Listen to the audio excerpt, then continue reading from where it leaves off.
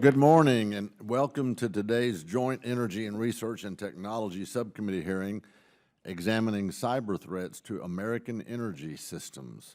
Today we will hear from an expert panel on the growing threat of cyber attacks to the nation's electric grid. Our witnesses today will also provide insight into how industry and the federal government are working together, or maybe in some instances not working together, to anticipate cyber threats and improve the reliability and resiliency of our electric grid against those cyber attacks. The reliability of America's power grid is one of our greatest economic strengths. I like to say the things that make America great are the things that America makes. Now, how do we do that? With an affordable, reliable, dependable electric supply. In my home state of Texas, reliable and affordable power serves a population that is increasing at the rate of more than 1,000 people a day, and it provides power to the energy-intensive industries that drive consumption. Texas is by far the nation's largest consumer of electricity. Keeping the Texas power grid reliable and secure is key to continuing this economic growth. But as we established in a hearing on broad threats to the power supply earlier this year, utilities face significant threats to that same reliable delivery of power. Our electric grid is particularly vulnerable to growing cybersecurity threats as the grid is modernized, as distributed energy, electric vehicles, and modernized digital operating systems create more access points for cyber attacks.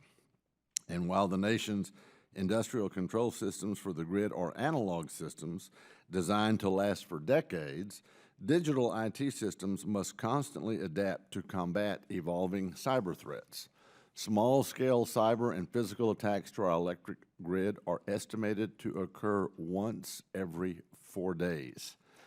And in over 300 cases of significant cyber and physical attacks since 2011, suspects have never been identified. Now, let me repeat that. In over 300 cases of significant cyber and physical attacks since 2011, no suspects have been identified. We often think of cybersecurity and other threats to the power grid at a macro scale, but these types of attacks can occur even at a local level. In 2011, the Pedernales Electric Co-op, a nonprofit co-op that serves approximately 200,000 customers north of San Antonio, was struck by a cyber attack. While the attack thankfully did not disrupt power to consumers, it is a stark reminder that threats to the grid are real, and they are not going to go away anytime soon.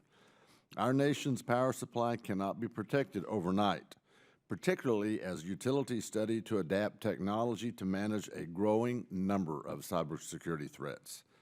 Cyber threats to the power grid will continue to evolve, particularly as more interconnected smart technologies are incorporated into the electric grid. We call those smart meters back in Texas. And as protective technology improves, so does the capability and creativity of those who are conducting those cyber attacks, unfortunately. While we cannot predict every method of attack, the federal government can and should play a role in assisting industry with developing new technology and security safeguards. Accordingly, research and development efforts at the Department of Energy are focused on providing industry with comprehensive tools to conduct internal analysis to identify and address cybersecurity weaknesses so that the industry can take the lead in addressing those same vulnerabilities. That's why testing facilities and cooperative research like the cybersecurity test bed at Idaho National Lab are valuable tools to combat cyber threats. At INL, industry can test control systems technology in real-world conditions, reducing response time and risk for future attacks. I'd like to say in advance I want to thank the witnesses for testifying before the committee today. I look forward to a discussion about cyber threats to our critical infrastructure and how the federal government can provide industry with the tools and technology necessary to fight the next generation of cyber attacks. I now recognize Ms. Bonamici.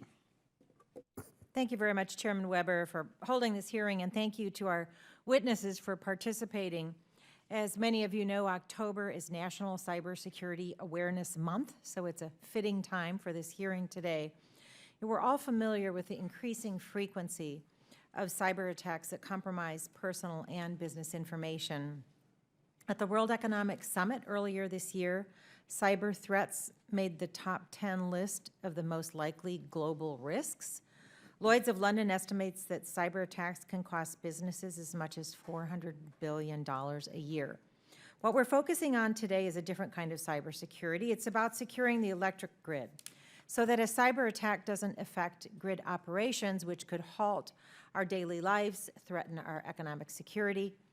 These attacks often gain entry through an information technology system, but instead of taking corporate data, they directly target system operations that can cause havoc and chaos. In February of this year, an elite group of hackers broke through an electric utility's firewall and gained access to their substation controls in just 22 minutes. Luckily, this attack was a drill, initiated at the request of the utility to test their system. But this example demonstrates what's possible. The energy sector continues to report more cyber attacks to the Department of Homeland Security, more than any other critical infrastructure sector. In just 1 month, the PJM interconnection, which coordinates electricity transactions in 13 states and in DC, experienced 4,090 documented cyber attempts to attack their system. That's more than 5.5 attacks on their electrical market system per hour. So far, no publicly reported cyber events have resulted in an electricity outage in the United States, but the sophistication of attacks on industrial control systems is increasing. Utilities across our country are advancing energy efficiency through smart grids and programs like feed-in tariff systems. As we discuss ways to keep the grid safe, we also must be mindful of doing so without inhibiting innovation. Google, Wells Fargo, and Aetna are currently exploring ways to leverage employee behavior as a tool instead of a vulnerability to build a more secure system. From understanding how people swipe their phones to the patterns they use when typing on a keyboard or walking, a better understanding of behavioral biometrics is opening the door to developing more cyber-secure components and processes. The more we understand about human and social behavior, the stronger our toolbox. Rather than resting the success of our cybersecurity efforts on programs that require changes in human behavior, we might have better success if we change our technology and processes to better fit the behavior of people. And the more we understand the behavior of threat actors, the better we can design protections. So in addition to building a better technology-based firewall, we need to invest in developing a better human firewall. Our weakest link and our most resilient asset to meet the dynamic changing needs of the cyber arms race is us.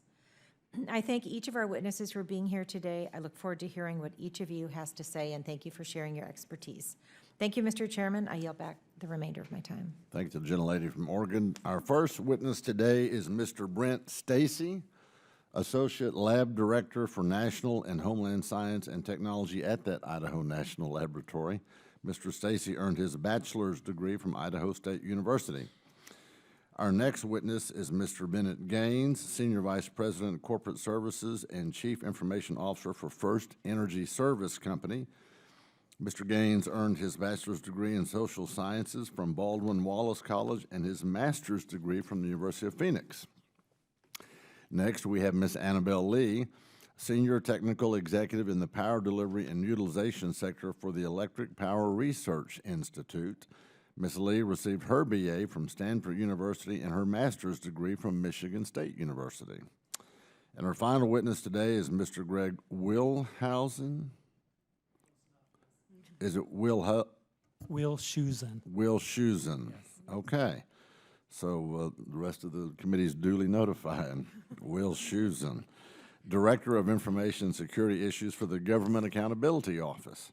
Mr. Willshusen received his bachelor's degree in business administration from the University of Missouri and his master's degree in information management from George Washington University School of Engineering and Applied Sciences. Welcome to all of y'all. And Mr. Stacy, you are recognized. You'll let me know when the chairman comes in. Okay.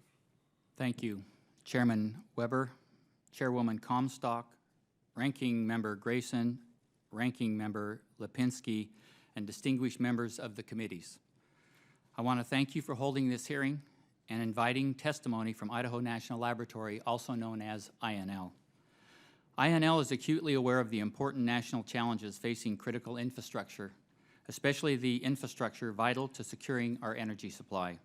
For over a decade, INL has developed and built capabilities focused on the control systems employed by our nation's critical infrastructure.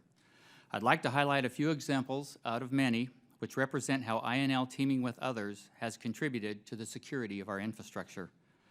First, the 2006 Department of Homeland Security's Aurora project test, destroying an electrical generator connected to INL's power grid, was significant in proving a cyber-physical vulnerability in the electric power system. Second, for DOE Office of Electricity Distribution and Energy Reliability, as the lead laboratory, along with Sandia National Laboratory, for the National Supervisory Control and Data Acquisition Testbed, INL completed more than 100 assessments on vendor and asset owner control systems to identify and resolve cyber vulnerabilities. For DHS, INL provides control systems and critical infrastructure experts in support of DHS programs, including Industrial Control System Cyber Emergency Response Team, or ICS CERT. INL remains committed to the complex national security challenges that face our nation. As we lean forward, pushing the limits of science and engineering for control system security, we see a number of trends that offer insight into the direction for future research and development. These insights include, 1, the presumption that a control system is air-gapped is not an effective cybersecurity strategy. This has been demonstrated by over 600 assessments. Intrusion detection technology is not well developed for control system networks. The average length of time for detection of a malware intrusion is 4 months and typically identified by a third party. As the complexity and interconnectedness of control systems increase, the probability increases for unintended system failures of high consequence, independent of malicious intent. The dynamic threat is evolving faster than the cycle of measure and countermeasure, and far faster than the evolution of policy. And fifth, the demand for trained cyber defenders with control systems knowledge vastly exceeds the supply. In a world in which we are rapidly migrating to the Internet of Everything, these insights and others highlight a seemingly unmanageable, exponentially increasing burden of vulnerabilities, attack surfaces, and interdependencies. INL views this dynamic cyber-physical landscape at its most basic level as a 3-tier pyramid of defense. The base level is hygiene, the foundation of our nation's efforts composed of the day-to-day measure and countermeasure battle. Elements of this level include important routine tasks such as standards, compliance, and patching. The hygiene level is and has been primarily the role of industry. The second level of the pyramid is advanced persistent threat, composed of the more sophisticated criminal and nation-states persistent campaigns. This requires a strategic partnership between industry and government. At this level, ICS CERT provides critical surge response capacity and alerts. At the top of this pyramid are the high-impact, low-frequency events, catastrophic and potentially cascading events that will likely require substantial time to assess, respond to, and recover from. This level is primarily the responsibility of government. At INL, we are focusing our future research on the top 2 levels, striving for 2 to 4 year research to deployment cycle. Our objective with this research is to achieve transformational innovations that improve the security of our power infrastructure by reducing complexity, implementing cyber-informed design, and integrating selected digital enhancements. In conclusion, I'd like to thank the committee members for this opportunity to share our insights into the capabilities, experiences, and vision for cybersecurity and the protection of our nation's power grid. Your interest in understanding cybersecurity threats with an emphasis on the reliability of our national power grid is commendable and gives me confidence that there is a strong support from our legislators for research leading to innovative solutions. One of my intentions today is to instill reciprocal confidence that INL, in concert with DOE and DOE laboratories, will continue to apply our intellectual talent and research to address these challenges. In honoring the time allotted for my statement, I request my full written statement be entered into the record. Thank you. Without objection, so ordered. Mr. Gaines, you're up. Good morning, Chairman Weber and members of the committee. I am Bennett Gaines, Senior Vice President, Corporate Services, Chief Information Officer for First Energy. Our 10 operating companies serve 6 million electric customers in 6 states, and we control an interconnected network of power plants, transmission lines, and distribution facilities. I am responsible for providing information technology services, ensuring the security of the company's physical and cyber assets. Over the past few years, FirstEnergy has worked with the Department of Homeland Security, Department of Energy, and Congress, sharing steps we are taking to address cyber threats, as well as developing partnerships with the federal government in these efforts. In 2013, FirstEnergy was one of only a handful of utilities that entered into a cooperative research development agreement, or CRADA, with Homeland Security, a relationship that has proven valuable to both us and the federal government. In 2014, we began working directly with the Department of Energy as one of the first utilities to deploy the Cybersecurity Risk Information Sharing Program, or CRISP tool. We strongly believe that sharing this information of critical information is essential and should be actively supported moving forward. The fact is, although the cybersecurity efforts of electric utilities have been effective in addressing threats to date, we need to continually strengthen and build on these efforts to ensure they are up to the task of meeting the future cyber-related challenges. Operational and technical advances have created broader surfaces that are more vulnerable to attacks. Companies continue to integrate remote access mobile devices that increase exposure. High-value targets such as supervisory control, data acquisition, or SCADA systems further entice attackers to take advantage of an organization. Cyber attacks are on the rise, and the behavior of cyber terrorists has become increasingly destructive. Many companies are doing an excellent job with prevention through layered defenses, real-time alerting, operational monitoring, security awareness training, and other proven tactics. However, in light of today's threats and vulnerabilities, we need to focus more of our attention on getting ahead of the threats rather than simply reacting to the threats. Toward that end, we need to take aggressive steps to mitigate vulnerabilities and minimize the damage and business losses that could result from potential compromises. At FirstEnergy, we're evaluating cyber threats to our communications network by integrating more traditional data regarding physical access systems and the status of equipment and health and on our power systems. This process, called Threat Intelligence Management, or TIM, provides a more comprehensive, system-wide, consistent picture that our Security Operations Center can use to improve our response to cyber attacks. While any information can be shared, it also must be aggregated, correlated, analyzed, and distilled to be relevant and actionable. By supporting these essential functions, TIM helps us maintain a critical infrastructure that is both highly secure and resilient. The program analyzes a constant flow of information from every corner of the system to anticipate and detect threats. This data can be shared among government and industry partners to enhance awareness of threats and provide more warning information to better mitigate attacks. Simply put, TIM offers a better platform for information sharing.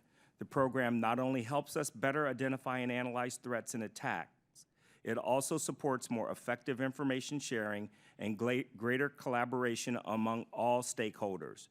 This results in more threat indicators, improved security, greater resilience of critical infrastructure, and ultimately more effective collaboration between industry and government. Finally, the TIM program provides enhanced visibility of the enterprise overall security posture. This is accomplished by coordinating the monitoring of cybersecurity, physical security, information technology, and operational technologies. Advanced analysis of these functions provide early warning of security incidents and rapid mitigation of vulnerabilities. In closing, we must continually improve our cybersecurity systems and processes to stay ahead of the bad actors. To give you a greater sense of the size and scope of the problem, I simply point out that during my brief time here today, FirstEnergy probably has defended itself from at least 4 cyber attacks. As you consider where to focus your efforts moving forward, I urge you to look towards greater research and funding in this area with a focus on aggregating, correlating, analyzing, and distilling information in order to be relevant and actionable. I strongly believe that one of the best ways to achieve this goal is through an effective threat intelligence management program. Thank you very much for the time. Thank you, Mr. Gaines. Ms. Lee, you're now recognized. Good morning, Chairman and members of the subcommittees. The Electric Power Research Institute is an independent, nonprofit organization and conducts research and development relating to the generation, delivery, and use of electricity for the benefit of the public. The nation's power system consists of both legacy and next-generation technologies. New grid technologies will operate in conjunction with legacy equipment that may be several decades old and provide no security controls. Traditional information technology, IT devices, typically have a lifespan of 3 to 5 years, and historically, IT has included computer systems, applications, communications technology, and software typical for a business or enterprise. In contrast, operational technology, or OT, devices have a lifespan of up to 40 years or longer and have historically focused on physical equipment technology that is commonly used to operate the energy sector. There are some basic differences between the security requirements for IT and OT systems. For example, the focus for IT systems is confidentiality of information, such as customer energy usage and privacy information. The focus for OT systems is availability and integrity to ensure that the reliability of the grid is maintained even in the event of a cybersecurity incident. With the increase in the use of digital devices and more advanced communications in IT, the overall attack surface has increased. These new devices include commercially available components as an alternative to proprietary solutions that are specific to the electric sector. Many of the commercially available solutions have known vulnerabilities that could be exploited when the solutions are installed in OT devices. The electric sector is addressing these attacks with various mitigation strategies. Cybersecurity must be included in all phases of the system development lifecycle and address deliberate attacks launched by disgruntled employees and nation-states, as well as non-malicious cybersecurity events, for example, user errors or incorrect documentation. Risk assessment is a key planning tool for implementation of an effective cybersecurity program. EPRI, in conjunction with utilities, researchers, and vendors, developed a risk assessment methodology that is based on a typical IT methodology with impact and likelihood criteria that are specific to the electric sector. This work was performed as part of the National Electric Sector Cybersecurity Organization Resource, or NESCOR for short, project, a DOE-funded public-private partnership. Several utilities are implementing mitigation strategies at the enterprise level. One example is an Integrated Security Operations Center, or ISOC for short. An ISOC is designed to collect, integrate, and analyze alarms and logs from traditionally siloed organizations, providing much greater situational awareness to the utility security team. 2 documents specifically address the electric sector and provide mitigation strategy. Both documents are used worldwide. The first is the National Institute of Standards and Technology Interagency Report, Guidelines for Smart Grid Cybersecurity. The development was led by NIST with a team of roughly 150 volunteers. A second document is the Electricity Subsector Cybersecurity Capability Maturity Model, which allows electric utilities and grid operators to assess their cybersecurity capabilities and prioritize their actions and investments to improve cybersecurity. Many utilities and EPRI map their R&D programs to the domains specified in this maturity model. With the modernization of the electric grid, new technologies and devices have been deployed to meet our current and future electric sector needs. With this new functionality comes new threats, including cybersecurity threats. To take advantage of the new technology, these threats must be addressed. This concludes my statement. Thank you, Ms. Lee. Mr. Will Shusen, you are recognized for 5 minutes. Chairman Weber, Representative Bonamici, and other members of the subcommittees, thank you for the opportunity to testify at today's hearing on efforts by federal agencies and industry to mitigate cybersecurity threats to the U.S. power systems. As you know, the electric power industry is increasingly incorporating information and communications technologies into its existing infrastructure. The use of these technologies can provide many benefits, such as greater efficiency and lower costs to consumers. However, if not implemented securely, Modernized electricity grid systems will be vulnerable to attack, and that could result in loss of electrical services essential to maintaining our national economy and security. Today, I'll discuss actions taken and required to bolster cybersecurity of the nation's power systems. Before I begin, if I may, I'd like to recognize several members of my team who were instrumental in developing my statement and performing the work underpinning it. With me today is Mike Gilmore, an Assistant Director, and Brad Becker, who led this effort. In addition, Lee McCracken, John Ludwigson, and Scott Pettis also made significant contributions. In 2011, we reported on a number of challenges that industry and government stakeholders faced in securing smart grid systems and networks against cyber threats. These challenges included taking a comprehensive approach to cybersecurity, ensuring that smart grid systems had built-in security measures, monitoring implementation of cybersecurity standards and guidelines, effectively sharing cybersecurity information, and establishing cybersecurity metrics. Since then, FERC acted to implement our recommendation to assess these and other challenges in its ongoing cybersecurity efforts. However, it did not implement our recommendation to coordinate with state regulators and other groups to periodically evaluate the extent to which utilities and manufacturers are following voluntary cybersecurity guidelines. Other entities have acted to improve cybersecurity in the sector. For example, NERC has issued updates to its critical infrastructure protection standards for cybersecurity and has hosted an annual conference on grid security.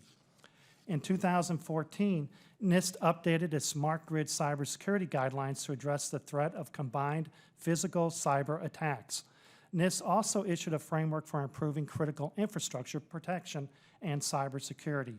The framework is intended to provide a flexible and risk-based approach for entities, including those within the electricity subsector, to protect their vital assets from cyber threats. The Departments of Homeland Security and Energy have efforts underway to promote the adoption of the framework by critical infrastructure owners and operators. These departments have also developed cybersecurity risk management approaches and tools that are available for use by the electricity subsector. Nevertheless, given the increasing use of information and communications technologies to operate the electricity grid and other areas, it is required to continued attention to these and other areas is required to help mitigate the risk these threats pose to the electricity grid. In particular, assuring that security features are built into smart grid systems and that a comprehensive approach to cybersecurity is taken whereby utilities employ a defense in depth strategy based on sound risk management principles will be essential. Effectively sharing cyber threat, vulnerability, and incident information among federal, state, and local governments, as well as the private sector stakeholders in a timely manner is imperative to provide utilities with the information they need to protect their assets against cyber threats. Additionally, an effective mechanism for monitoring the implementation and effectiveness of the cybersecurity policies, practices, and controls over U.S. power systems is paramount to ensure the resiliency and security of the electricity grid. To summarize, more needs to be done to meet the challenges facing the industry in enhancing security. Federal regulators and other stakeholders need to work closely with the private sector to address cybersecurity challenges as the generation, transmission, and distribution of electricity come to rely more on emerging and interconnected technologies.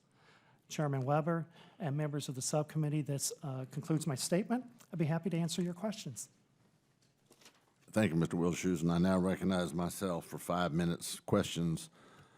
Wow, where do we start? Mr. Gaines, the Department of Energy's Office of Electricity works with electric utilities on information sharing, encouraging utilities to learn from the challenges faced by their regional counterparts. The Department of Homeland Security also operates programs to facilitate that information sharing you referred to in your comments.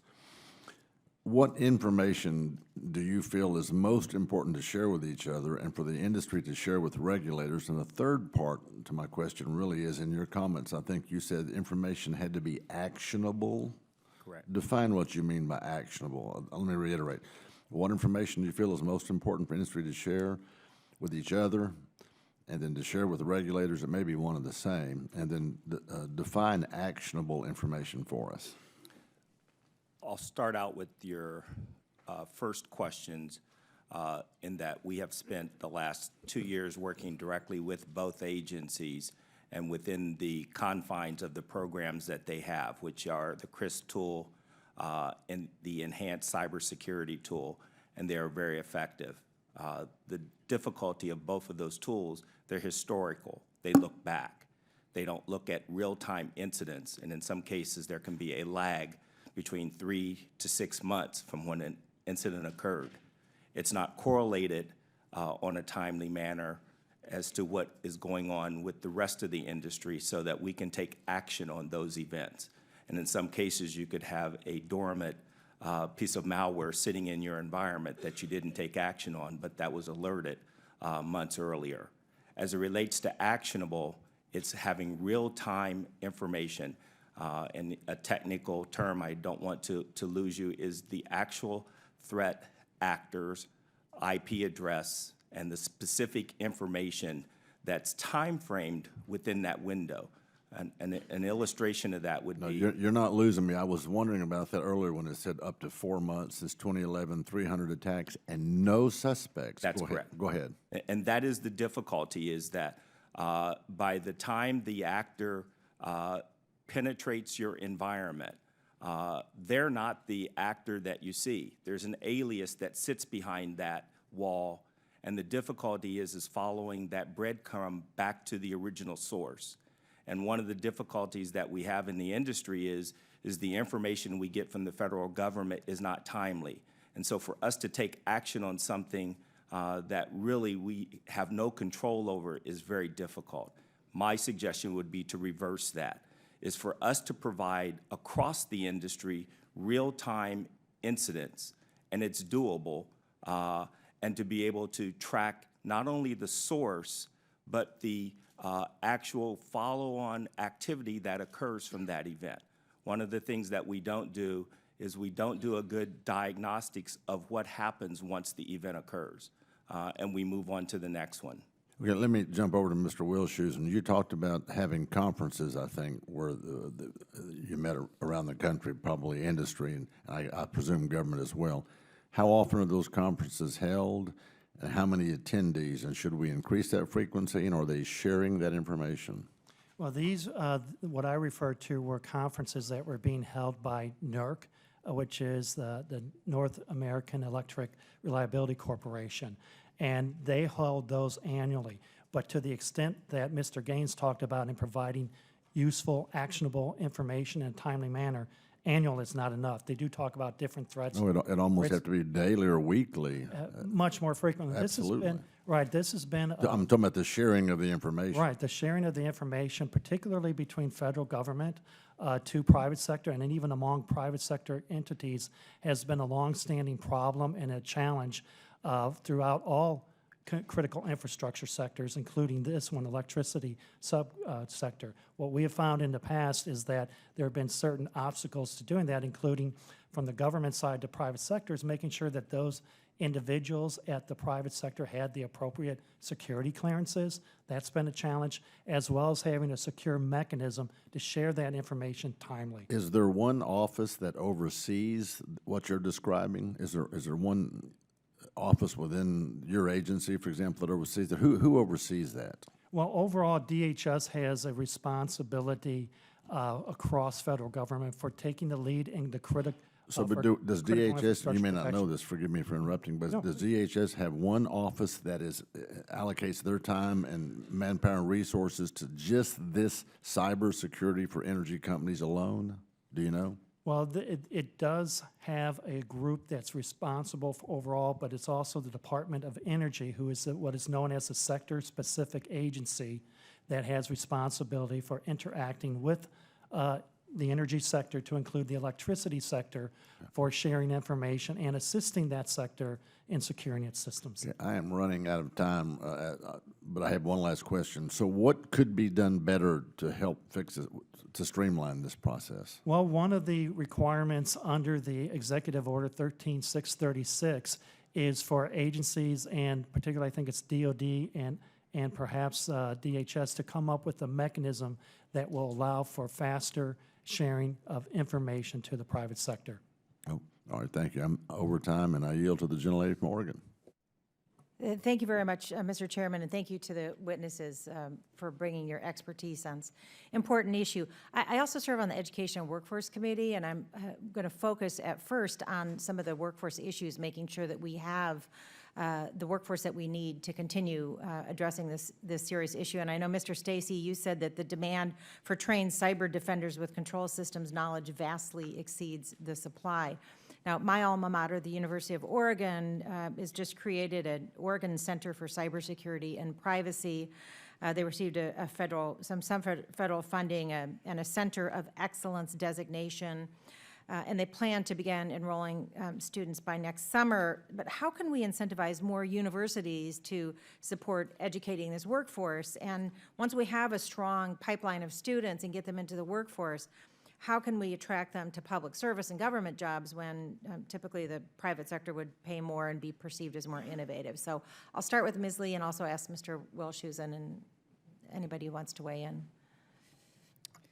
As I noted in my statement, I previously was in the federal government for 14 years. I think one of the real advantages of working in the federal government is the kind of work you can do and the impact that you have. I mentioned the Guidelines for Smart Grid Cybersecurity product that we developed. There were 150 volunteers from around the world that participated in developing that document. These were senior level people literally around the world. I kept getting asked, do you pay these people? And my response was, no, these are volunteers. I think one thing in the federal government, and working with the federal government for several decades, you can have an impact and influence that you don't have anywhere else. And to me, that's a real benefit for working in the public sector. Private sector does compete. It is difficult now. There are very few, as mentioned earlier, there are not significant numbers of people who are in cybersecurity, and those who focus on control systems, and as I mentioned, there are some basic differences between cybersecurity for control systems and our IT systems. That community is even smaller.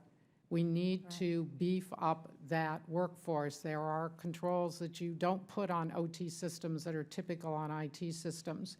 And we definitely need to grow this area. And do you agree with Mr. Stacy that there's a serious need that we don't have the workforce? We don't have the workforce. I want to follow up because I know the U of O Center is going to be working with the faculty from several different departments, including computer and information science, philosophy, business, law. What role, you talked about the role of human behavior, but how can we really capitalize on understanding human behavior to deal with the threats and also hopefully to be out in front and prevent them? I'll open it up to the panel. Ms. Lee, do you want to start? As you mentioned, I think human behavior is very important. Historically, and I've been doing cybersecurity now for almost 3 decades, the solution was have longer passwords, and so what does everybody do? They write them down because you can't remember 12 or 15 character passwords that you have to change every 3 or 4 months. We've all done that. Yeah. And yeah, you write them down. That's the only way you can remember them, is to look at cybersecurity, and the solution has to be, yes, we need to figure it out. This, as I say, it's a messy environment. If you look at the reality of cybersecurity, the devices that are out there, the controls you may need to implement, you can't do. You either can't afford them or they affect the performance. You need to figure out the solutions. And I think that's the direction that cybersecurity needs to go. Historically, Thank you. And I need to get a couple more questions. And Mr. Gaines, you talked about the TIM, the Threat Intelligence Management. That seems like a sound approach. What are the barriers to improving and expanding that approach? The barriers are twofold. One, there are limitations that industry has today in communicating with the government vulnerabilities. And that is a real challenge in that we are limited to some extent because we hold the liability if there's a breach or vulnerability to the network. I think that needs to be looked at and in some cases eliminated so that we can share openly very specific information about vulnerabilities. The second is the actual technologies themselves. Today, we are one of only 2 utilities that have a completely integrated security operations center. And Ms. Lee spoke about that center. It's a center that we integrate the physical, being badge access, building access. We integrate the IT, being the cyber component, and we integrate the operational, the SCADA systems together. All 3 of those systems are actually monitored, reviewed, and we take actions against events. And I'll use a simple analogy so you could understand. I'm afraid my time's going to expire. Can I have just a few more seconds, Mr. Chairman? Without objection. I want to get a quick question for Mr. Wilshues. And you mentioned in your testimony that FERC was adopting standards from NIST's efforts, but according to FERC officials, the statute did not provide any authority to allow FERC to require the smart grid technologies to follow the standards, and now it's voluntary. How's that working? Well, it is voluntary, and that's one of the problems that we noted is that FERC is not, because it's voluntary and has not been adopted, it has not gone out to examine the effectiveness or the extent to which those voluntary standards have been implemented. Thank you, and I'm very over time. Thank you, Mr. Chairman. Yield back. No problem. And now the chairman is pleased to recognize for his first appearance in this hearing in this committee, the gentleman from Illinois, Darren LaHood. Welcome. Thank you, Mr. Chairman, very much. Appreciate it. Great to be part of this subcommittee. I want to thank the witnesses for your testimony this morning. I guess, Mr. Stacy, I wanted to just maybe see if you could highlight a couple examples of cyber attacks that have maybe recently happened where systems have been compromised, and maybe the cost to a particular company and how it affected citizens or customers. Yes, 2 of the most recent are Black Energy and Havix attacks. These have been to the human-machine interface associated with the industrial control systems. Near as we can tell, those are primarily associated with collecting information, trying to map out systems and see what they look like, although the payloads on those are dynamic. There's been a very active response from DHS on this, along with other entities, in fact, traveling around the country in briefings with the FBI and notifying people about that. As far as the costs associated with individual utilities in mitigating that, I don't have insight into that, but I know the federal government and the laboratory took a very aggressive stance on notifying and making people aware of those particular malware. And I guess as a follow-up maybe to Mr. Gaines, when we talk about when we talk about cybersecurity and talk about really what these entities are engaged in is criminal activity, when we talk about deterring that, I mean, are there currently any active prosecutions by the federal government, either the U.S. Attorney's Office or anybody that has that we can kind of use as examples to deter this behavior? I'm not aware of any criminal activity. So I say that. I do know that there have been incidents that have been nation state and or in some cases domestic that probably warrant the investigation of that. A good example of that would have been the Metcalf incident that occurred in Southern California in 2013. That substation lost 17 transformers. There were 127 rounds of ammunition that was shot into the substation, and power had to be rerouted. To the chairman's point, though, that actor has not, and or actors have not been found, and the evidence obviously is very clear that it was multiple actors, very potentially. But to the extent that there has been prosecution, that has not occurred. To my knowledge. And is there, on that specific case with Metcalf, is there an ongoing investigation to try to determine who the perpetrator was? There absolutely is. And following that incident, FERC issued a number of standards on physical security that the industry is now implementing. And a lot of that has to do with both the monitoring, both of the physical asset and the cyber asset. And so we've learned from an industry, but to the extent that we've seen that replicated or duplicated in the industry, it has not. In terms of becoming aware when a system is compromised. Walk me through a little bit of, if a company is compromised, the reporting on that in terms of to the federal government. Is that something that's made public, or who's the repository of threats or compromises that happen? And then how does that get made public, or is there some secrecy involved with that? I mean, I guess what I'm getting at, do companies, in a competitive marketplace not want people to be aware that their systems were compromised for vulnerabilities? How is that addressed? I'll give you a real live example. 11 o'clock yesterday afternoon, our systems were attempted to be penetrated by a denial to service. So they're flooding your network. That flooding of the network slows down your network. And at that point, we pick it up on our firewalls, we shut the traffic down, and then we do forensics on that. Within an hour, we report that to the ES-ISAC. That ISAC is our sector group that we use to facilitate that type of information. Now, I go back to my original point that I made earlier. That happened to me. I venture to say that that same actor was scanning other networks and that same DDoS attack was being attempted. At 4 o'clock, we get an acknowledgement back from the government that they received the information. As of 11 o'clock, or 24 hours later, I still don't have a response back from the government. There's a good example of the timeliness of information. If we could share that information real time within the industry, think about the potential of being able to collaborate very quickly and take action. Because most likely that actor has shut down their server and they've moved on. And so we have no time, again, to take any reasonable mitigation steps. The good news is our security systems worked. To the extent that that threat I reported gets communicated, it does get communicated. Most likely it'll be a few months from now. It'll be watered down. And the real sad part about it is it doesn't have the level of detail to take any action on it. Thank you. Thank you, Mr. Chairman.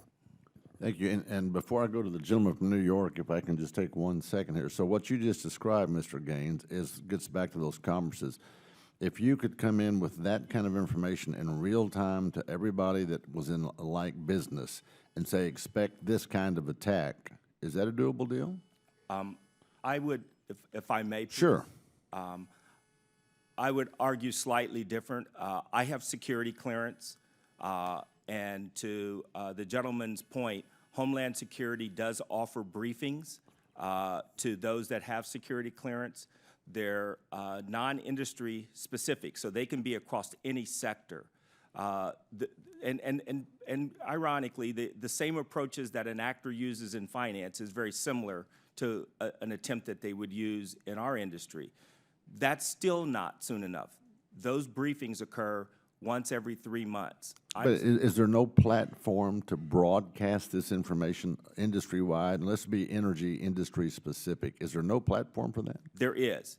My point being is it's not timely enough. Okay. There is, and, All right. and it's a very good tool. It's not timely enough, and it's not detailed enough.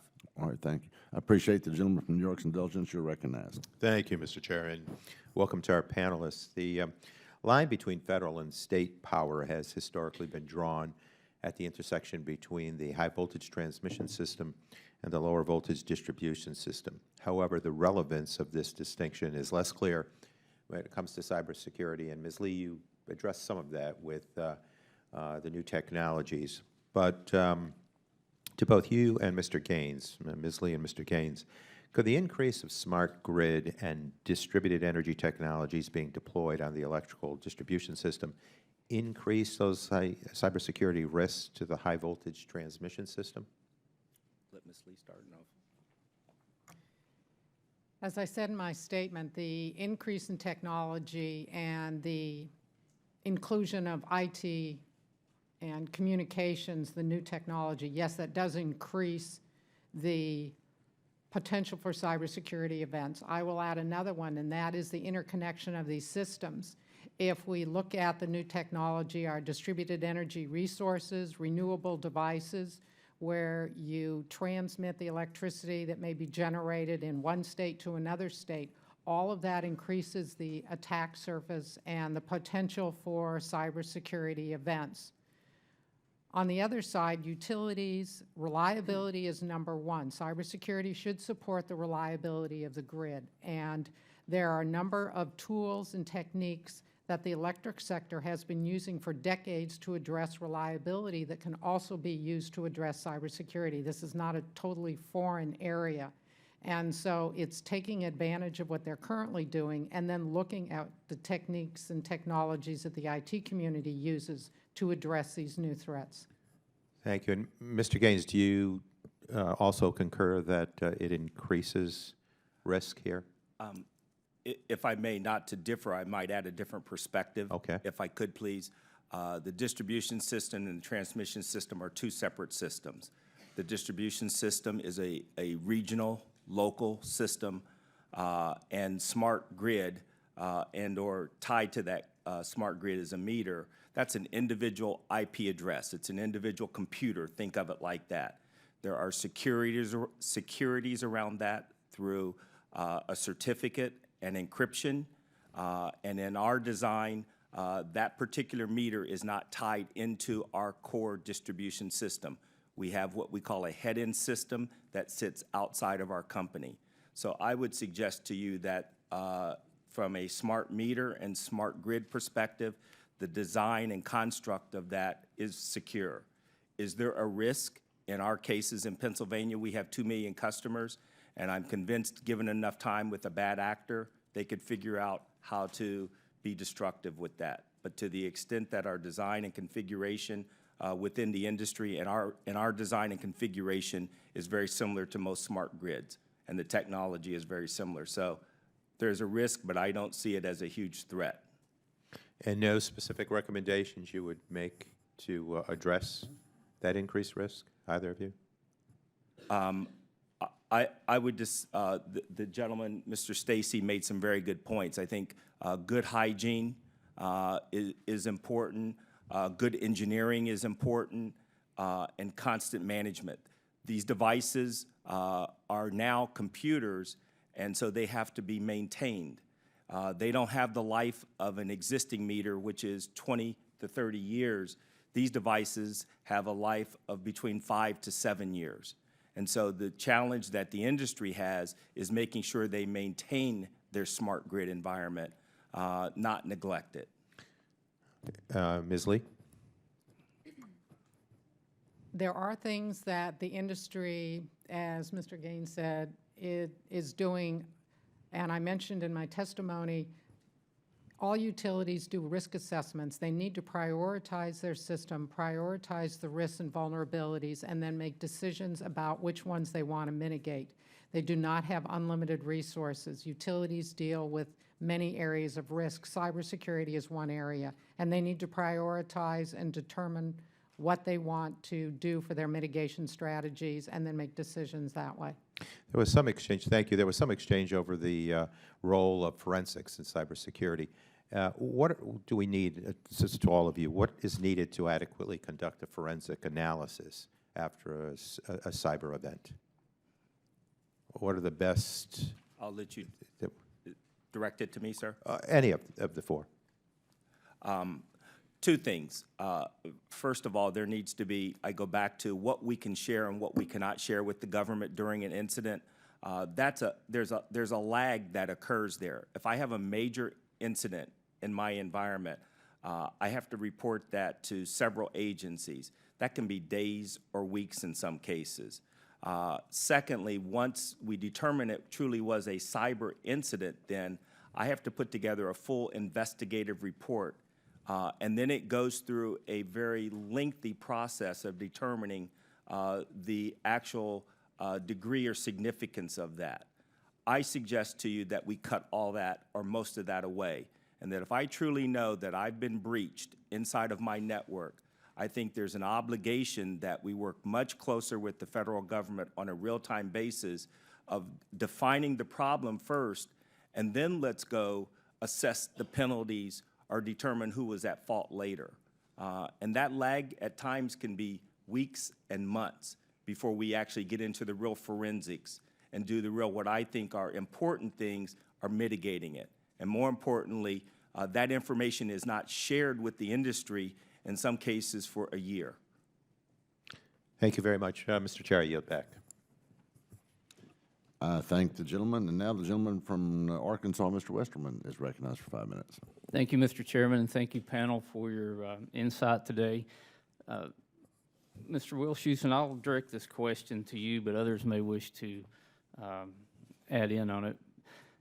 I've visited several power generating facilities, and I was pleased to find out that the control systems inside the power plants are totally isolated from the outside world in the facilities I visited, so the chance of a cyber attack on the actual generating facilities is pretty much mitigated unless a bad actor got into the facility and messed with the control system, which could cause a huge issue. So when we're talking about a cyber attack, what physically are the risks there, since these power plants are basically just getting a demand signal from the grid? What kind of destruction do you anticipate could happen from a cyber attack? Well, first of all, I would first ask about your premise that the internal or the industrial control systems networks are indeed isolated and separated from other external networks or company communications networks. What we have found and what I had seen reported through ICS CERT and others is that often companies believe their industrial control systems networks may be air-gapped, if you will, but are surprised to find when in fact they are not. And with the introduction increasingly of information and communications technologies, we're finding increasingly that these networks are indeed interconnected with other networks. And so that's one thing, but given that, and if they are air-gapped, it does provide an additional level of security, certainly, to where remote access may not be available and where an attacker may have to have physical access to the device. But it is, to be sure, that's something that if they are air-gapped, that is an improvement in the control over it. And that's what has been historically, but increasingly we're finding, and what's being reported, is that they are being interconnected with internal and external networks.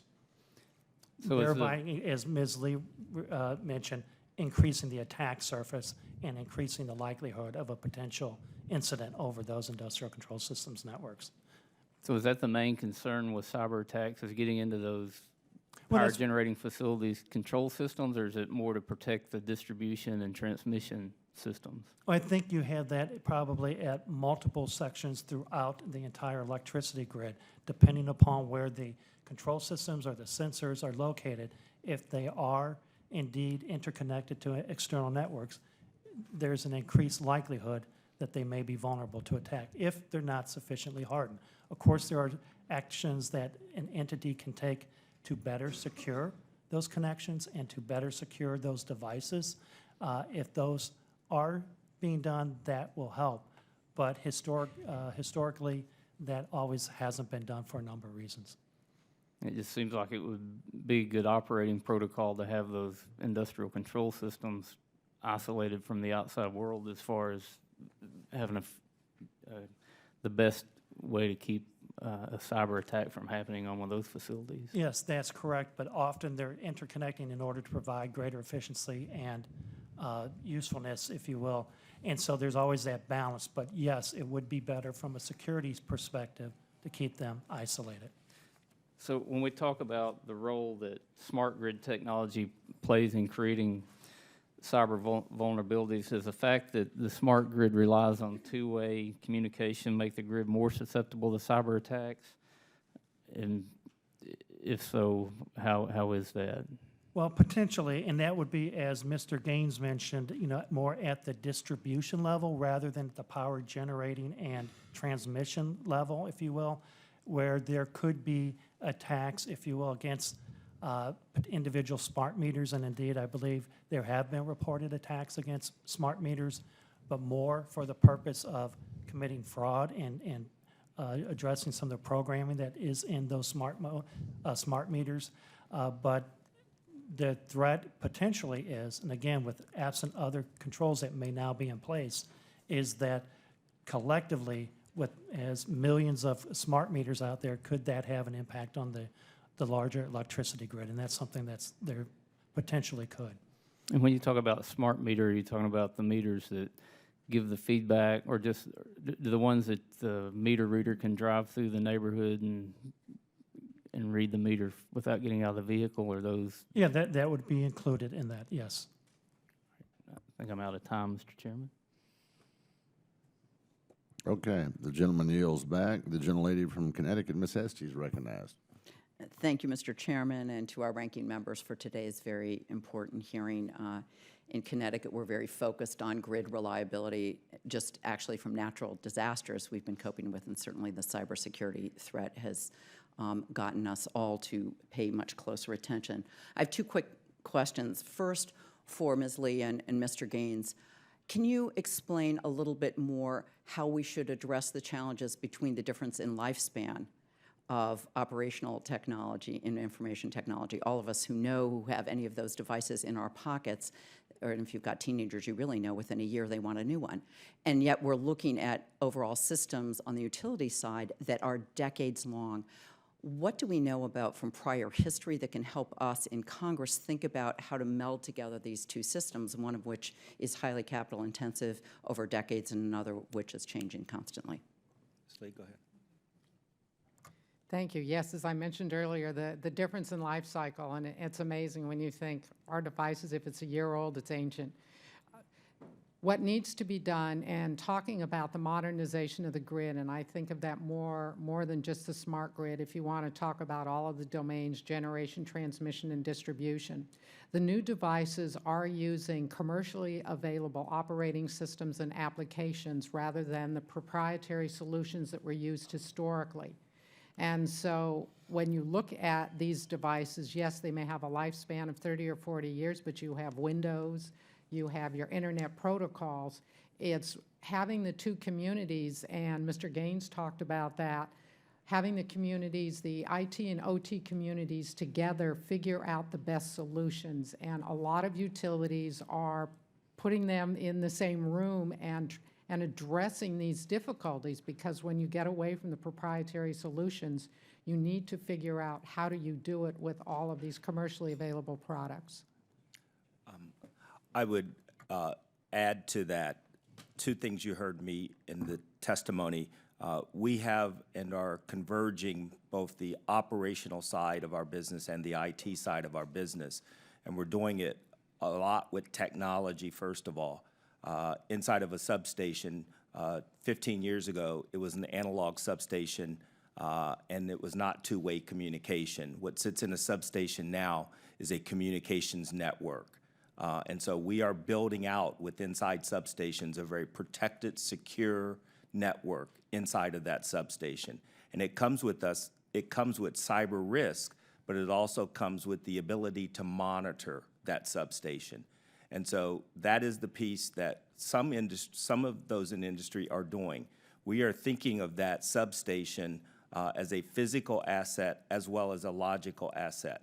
And so when I actually manage our substations, I think of them as a computer, I think of them as an asset in transmitting and or transferring energy. And in one place, we look at both of those. We don't separate those two. We don't separate the operational side of our business from the cyber side or the technology side. And as more communication devices go into substations, that's going to be required. Thank you. That is very helpful. And just a quick question for anyone who wants to chime in. Part of what we do is direct research dollars from this committee.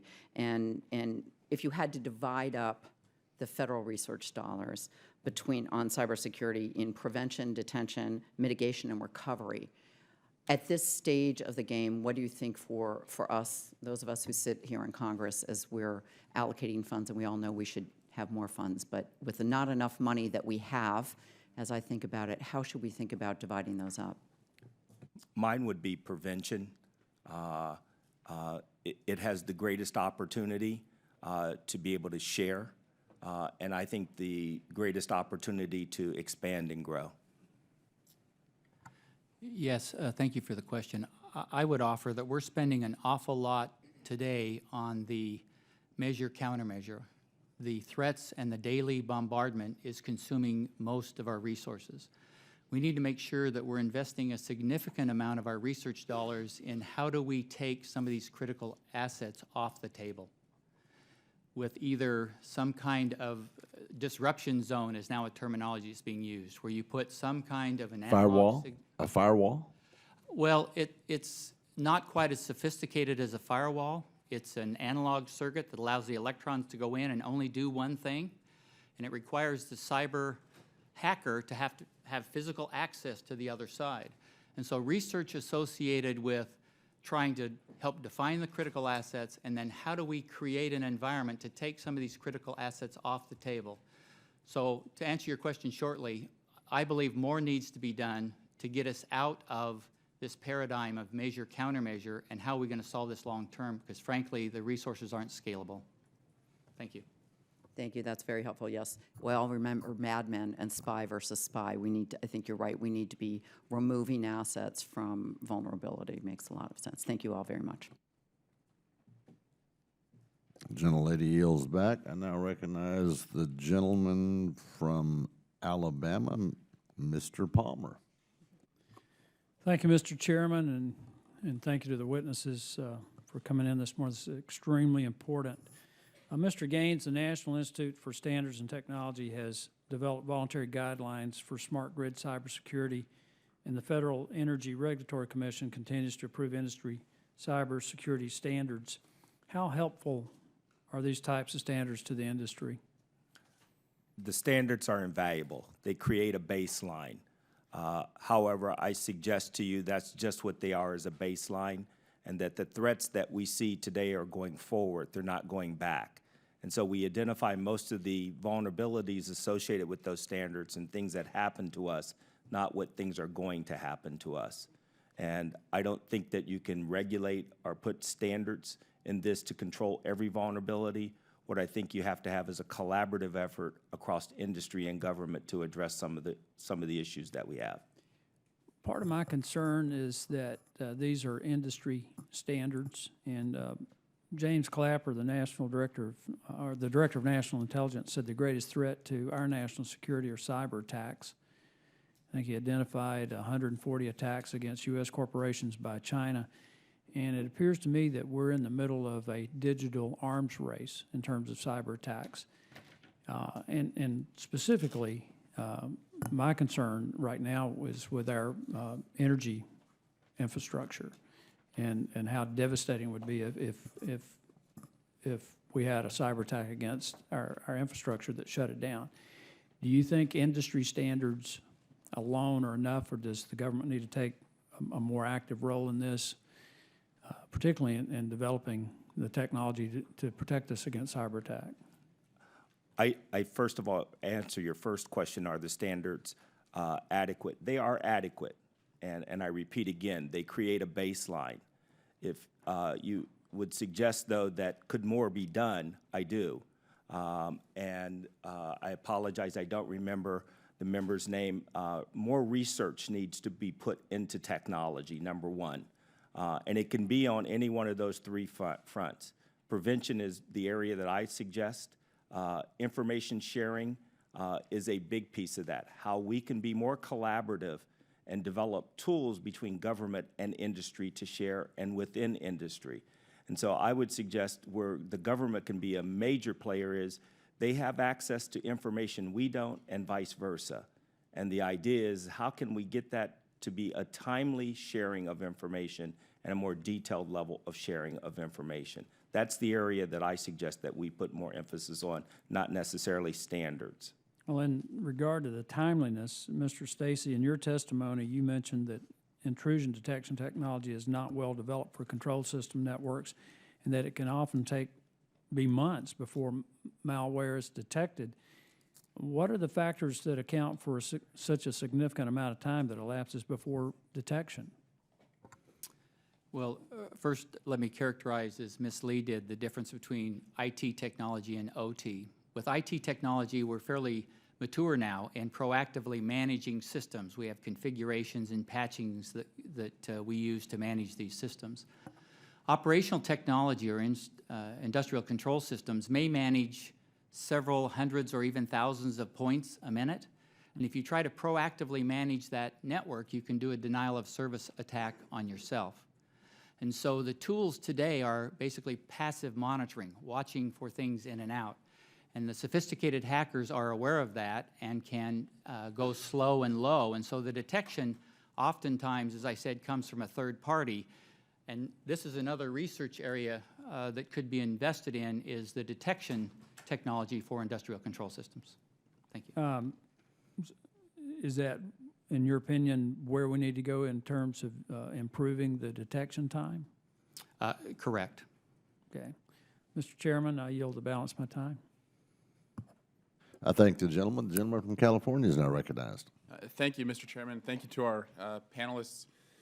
You know, this issue, it seems to evolve faster than we can stay pace with it, whether it's hacks or breaches that occur on the private sector side, or hacks and breaches that we're seeing at OPM or other federal agencies that have, certainly compromised millions of people's personal information. And so I guess my first question is, if one of our power grids went down tomorrow in a major metropolitan area because of a cyber attack, would anyone here be surprised? Just a yes or no, up and down. Mr. Stacy, yes or no? It's certainly possible. But would you be surprised if it happened? If you learned tomorrow that, say, the San Francisco Bay Area was out of power because of a cyber attack, would that surprise you? No. Mr. Gaines? Yes, it would. Ms. Lee?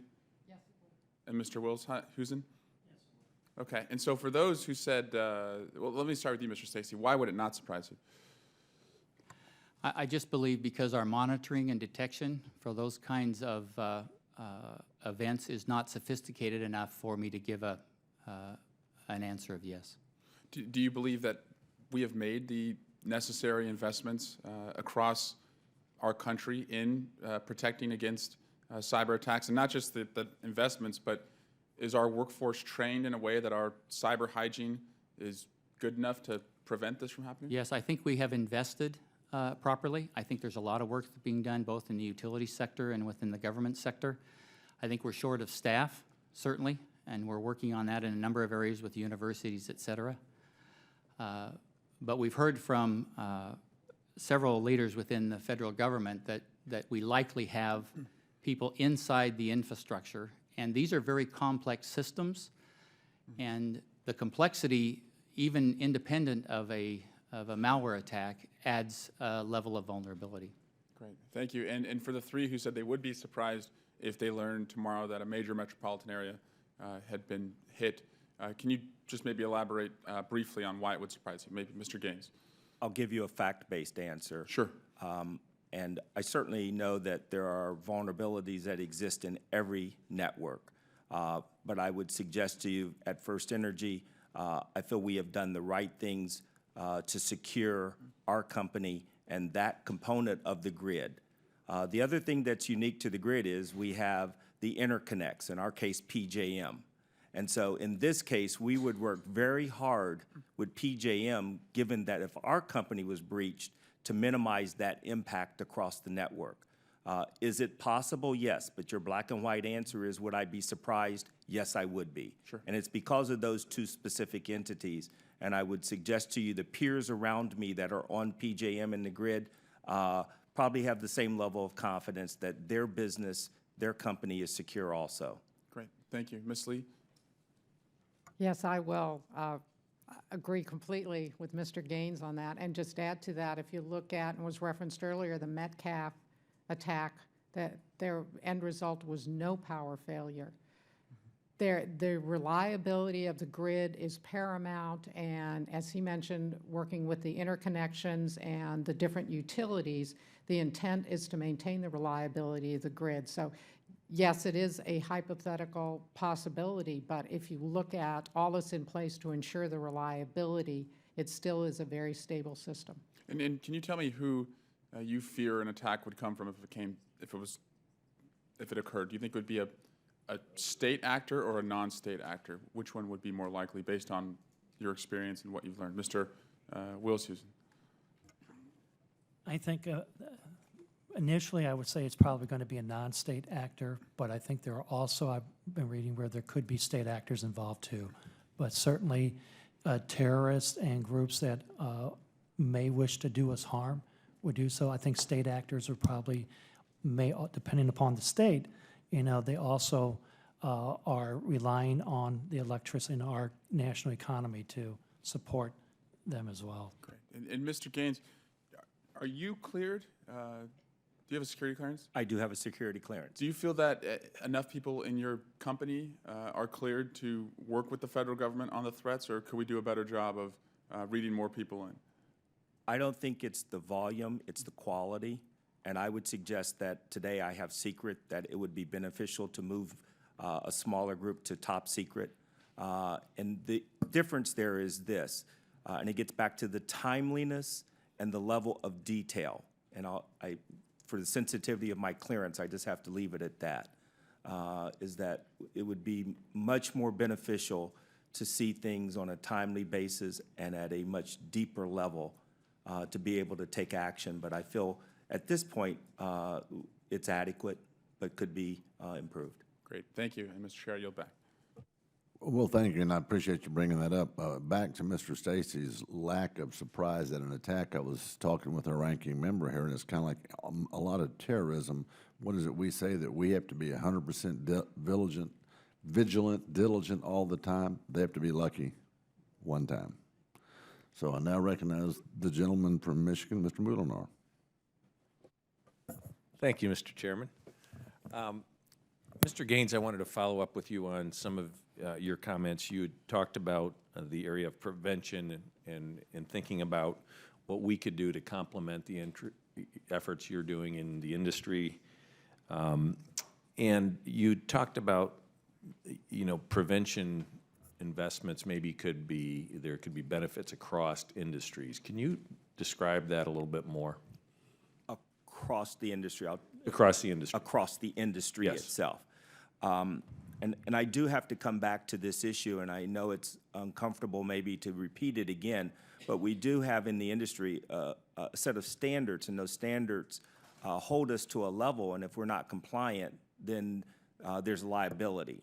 And I think that has to be looked at first, because there's not the lack of interest in wanting to be able to share from an industry, but there's certainly a level of hesitancy at times at what level we share. So I remind us of that. To that point, though, I don't think it can be done on a voluntary basis. I think that there has to be an open, collaborative environment between the government, and I speak of probably 2 or 3 agencies that I think we could all do a better job. And I start out with Homeland because they own the infrastructure. I start out with DOE because they are our sector control. Those are 2. The third would be the FBI because they become the investigative arm in the event that something happens. I do believe that there is a way with the industry to be able to collaborate real-time threat analysis information. And it isn't a voluntary, but rather a requirement that should occur. But it does start with the issue of our ability to be able to manage that directly, industry to government. So it sounds to me like some of the effort, you're talking about people getting together in a room and meeting and discussing this. You aren't talking about major investments in infrastructure or some kind of Both. technology. You are talking. I am talking about both. I'm talking about the industry being able to have the necessary technology within their company to be able to provide that level of information. And I'm talking about the government being able to have and being a recipient and being able to use it. So it's technology and it's also skills and resources. And do you think that when you think about prevention, you prevent one threat, but then another threat emerges that you weren't aware of? How long are the benefits from that kind of an investment? How long does that last? I think that's one of the things Mrs. Lee talked about is that becomes a priority. Where do we focus on first? I don't think you can deal with every single threat. There's a lot of work that's being done in the industry right now to define what a critical asset is. And it's very good work. The gentleman asked me, are the standards good? They're really good. They create a baseline. I can tell you within our company what are, by definition, the critical substations that have an impact on our entire network. Now, if I start there just alone with those critical assets and you multiply that times 120 investor-owned utilities, that's pretty valuable information. And so, and again, I don't want to give you any idea how many that is, other than to say it is a manageable number. And just, it was mentioned earlier, this idea of improving early detection. I don't know if that was you, Mrs. Lee, or who it was that talked about the importance of that. Is that where we should be focusing?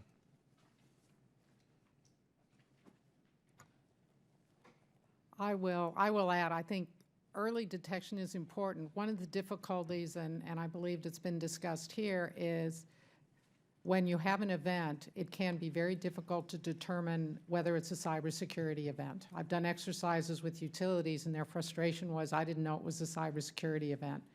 So it's a matter of, and we talked about on the protection side, but also, as we've all discussed, you're using commercially available products. They have built-in vulnerabilities. The utilities are, as they're developing their mitigation strategies, you have to assume your systems at some point are going to be compromised. And so you take that as a given. It may be not significant, but you use that when you develop your mitigation strategy. So I think it's a combination of looking at it from the protection side, but then what do you do if there is a cybersecurity event? You want the electricity to continue to flow. Mr. Wilhausen? Yes, I would agree with that too, because I know there's been a lot of discussion about the standards out there, and that's fine and they may be adequate. But what also needs to happen is the implementation of those standards consistently over time throughout the enterprise. And in our work at federal agencies and other entities, that often does not occur. Vulnerabilities exist because standards aren't being implemented consistently over time across the enterprise. And so it's through that attacks often occur. So the monitoring aspect of the effectiveness of the security controls is going to be also a key part of the overall defense and strategy, or defense in depth strategy. Thank you, and thank you, Mr. Chairman. I yield back. Gentleman yields back and now I now recognize the gentleman from Louisiana, Dr. Abraham. Thank you, Mr. Chairman. Mr. Stacy, let me start with you at the kind of the 30,000-foot view. If we have a full-scale cyber attack, what does it do to the nation's economy and to the nation's security infrastructure? It would be significant. All the other infrastructures run off the energy infrastructure. All right, and that leads me to the next question. How often is a cyber attack or an attempted attack tried on our nation's power grid? What I can tell you is that from ICS CERT, they're seeing a 32% increase in FY14 of targeted attacks on the energy sector. I don't have the specific number for the grid. Okay, but it has increased in the last... It is increasing. And I read something in USA Today that the U.S. power grid faces physical or online attacks approximately once every 4 days. Is that a fairly accurate statement, you think? That's fair. Okay. That's all, Mr. Chairman. I yield back. Thank you. The gentleman yields back. The gentleman from Georgia, Mr. Loudermilk, is recognized. Thank you, Mr. Chairman, and I appreciate all of the witnesses being here. Apologize that I wasn't here for the earlier testimony, but we also have Homeland Security issues going on that I'm doing the ping pong between the committees. But prior to coming to Congress, I spent 30 years in the IT industry. 20 of that time I had my own business. And a good portion of our business was going into smaller utility systems and helping them automate. So I have some background in this, predominantly smaller municipal co-op systems to where we would put fiber optics into the city to tie the different SCADA systems together, pump stations, substations, et cetera, so they can more effectively monitor, getting more to a smart grid. During that time, many of those smaller operations saw the value of bringing in revenue, especially in small utilities, of selling the interconnectivity to businesses. that had multiple locations within their jurisdiction. That also led to bringing in high-speed internet, which allowed them to connect and sell internet services on the same backbone, the same infrastructure that was also running their devices. Now, of course, we put in a lot of technology to segregate those networks, but at the same time, they also saw the functionality of being able to monitor and manage and respond without having to be in the office to an incident that happened within the utility system through the use of the internet. So as we were trying to implement these new technologies to allow them to be more efficient in operating their utility, and many of those provide electricity throughout their cities or their area of responsibility. It did help a lot, but then there was the concern that we had of someone from the outside being able to get in. And so what we would do is we would do a lot of research, and one of the things that we did not have was an approved products list that we could go to, that the government had said, all right, if you use this type of gateway, use this firewall, use this type of filter, then we know it'll be secure. So we did a lot of research. We went to a lot of vendors, and we would get what we believed was the most secure, put that into place. And in most cases, we were under contract to maintain it, make sure the security updates were done, the patches, et cetera, et cetera.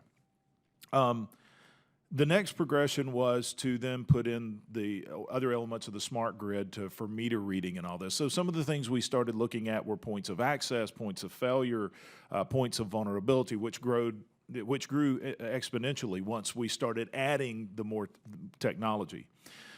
In a previous committee, I brought up the lack of an approved products list that vendors such as myself or these smaller electric utilities can go to. That has standards, equipment standards, standards of practice, operation, et cetera. Now, I understand the Department of Energy is working on that, and I applaud that effort. But I do believe, and I know that there is a lot of vulnerability accessing the grid, you may say, through smaller electric utility systems. Some of those that we put equipment in, we went out and spent a lot looking at the security aspect of it to make sure that they could operate securely. Because of budget cuts, many of them would cut our contract and manage it themselves. And then some of them would actually go and buy parts off of eBay because they were cheaper. But I would try to emphasize to them there's a reason that part is on eBay. It's probably because it has been discontinued for a security reason. Can any of you that would like to comment on where we are, where we're going, and the need to get to, if you feel that there is a need to have a standard set of standards for equipment, for upgrade, for maintenance, and operation, with these smaller utilities as well as large? Well, I'll speak as a large utility. I can't speak for a small utility. That would not be accurate for me to do. You may be able to opine as far as the vulnerability, how vulnerability of the small utilities affect the larger utility. Well, I'll try to answer your question directly, though, regarding standards associated with equipment, software, technologies. I think there certainly has to be some level of verification, validation of equipment. To the extent that you could create a universal standard for every type of equipment that sits inside of a network, I think it would be very difficult, and the question is who would monitor and manage that? That is the challenge, and it ranges from software to hardware. I do think there are some validation points, though, that you can put in.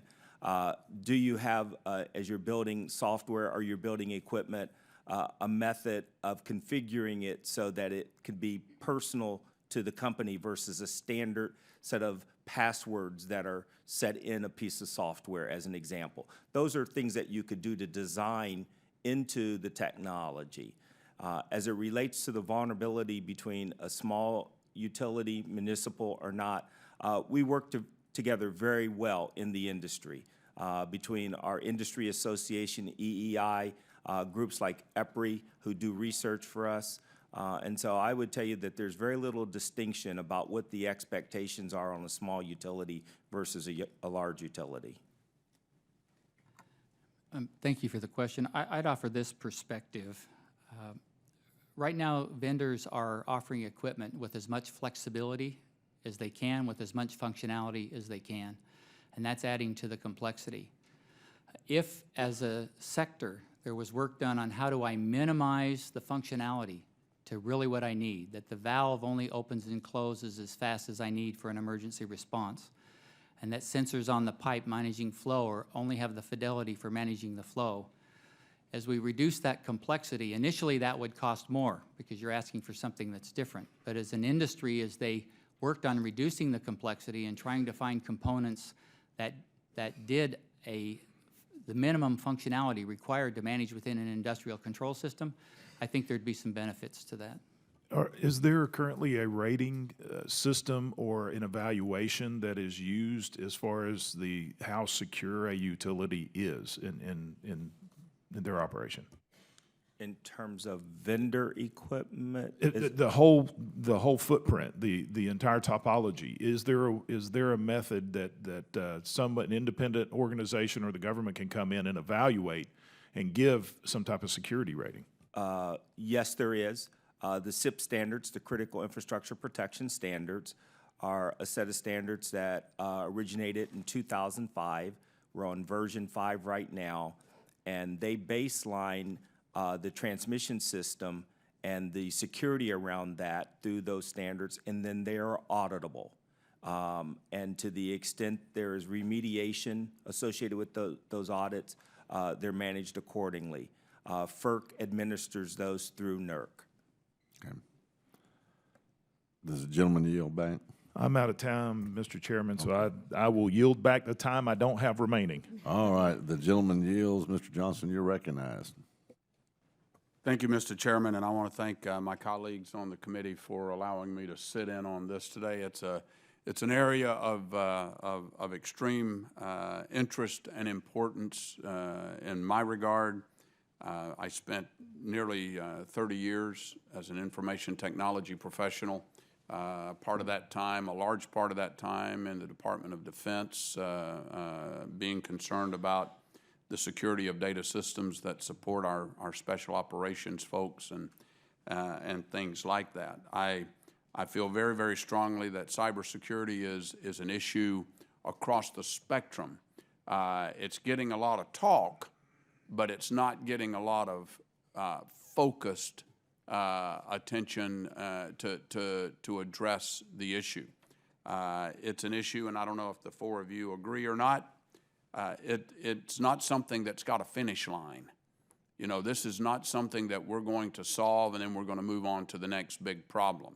As long as the world is connected with computing systems and networks, you're going to have those with the wherewithal, some of them because they can, some of them because they desire to create chaos with malicious or criminal intent, are going to try to get into our networks and our energy systems and our power grids are one of those areas that would wreak havoc on America's economy, and I think we can all agree with that.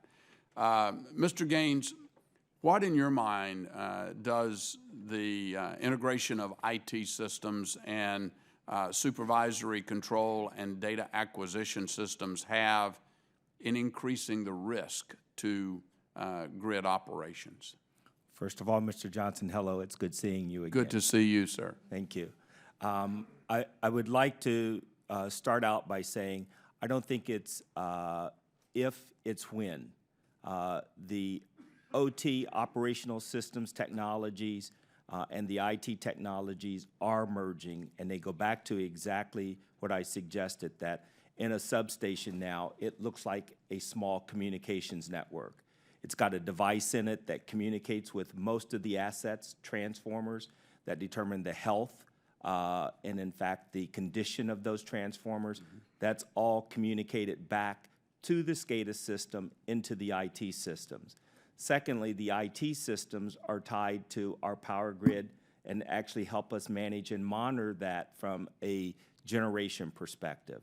I think the industry is moving to converge those not necessarily manage them as you would manage them on the grid as an operator, but manage that space so that, one, they understand the health of it, they understand the reliability of it, and the impacts that cyber, specifically cyber, has on it. I go back to the Metcalf incident. There were 3 things that occurred within an hour: the cutting of a communication line, the actual assault on the location itself, and then the loss of load.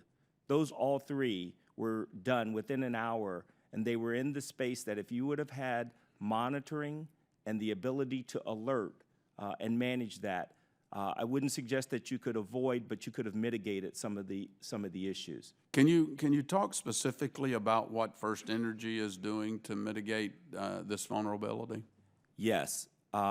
We, in fact, have, over the past 12 months, built a security operations center, and we manage all 3 of those from one center. So I manage the operations and the health of those physical assets. We look at that from a IT perspective and overlay IT to that, and then I physically monitor the station through cameras, video, and X-ray. And so I see that single pane, as we define it, I see that single pane of our critical assets, and that's not dispersed around the company. I don't have a physical security desk, I don't have a operating center, and I don't have a cyber center. I have one operation center that looks at that, and they're not looking at it on multiple systems, they're looking at it on one system. We are one of the first in the industry. We've worked with EPRI very hard, so the industry gets it, and there's a lot of work being done there. Okay, well, thank you very much. I had other questions, but I think I've exhausted my time. Thank you, Mr. Chairman, for your indulgence. Gentleman yields back.